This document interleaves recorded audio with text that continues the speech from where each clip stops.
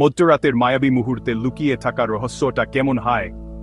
এখন একজন অচেনা মানুষের কথা আপনার ভাগ্য বদলে দিতে পারে। আজ রাতে আমরা রাহাতকে দেখব, ইয়ার জীবনটা হঠাৎ করেই একটা নতুন মোড় নিতে চলেছে। এখন রাত 11টা বাজে, স্টেশন প্রায় ফাঁকা।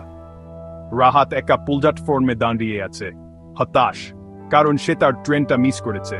হঠাৎ করে কোথা থেকে একজন বৃদ্ধা মহিলা এসে হাজির হলেন।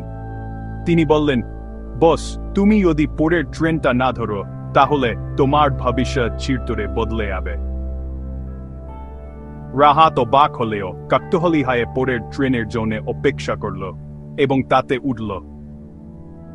2 বছর পরের কথা, রাহাত সেই একই ট্রেনে করে তার স্বপ্নের চাকরির ইন্টারভিউ দিতে আসছে।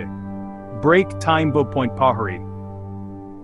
যদি সে সেদিন রাতে সেই অচেনা মহিলার কথা না শুনত, তাহলে হয়তো তার এতদিনের সব পরিশ্রম বৃথা হয়ে যেত। কখনো কখনো ভাগ্যের এক ঝলক, এক মুহূর্তের বিশ্বাসই আপনার গল্প চিরতরে বদলে দিতে পারে।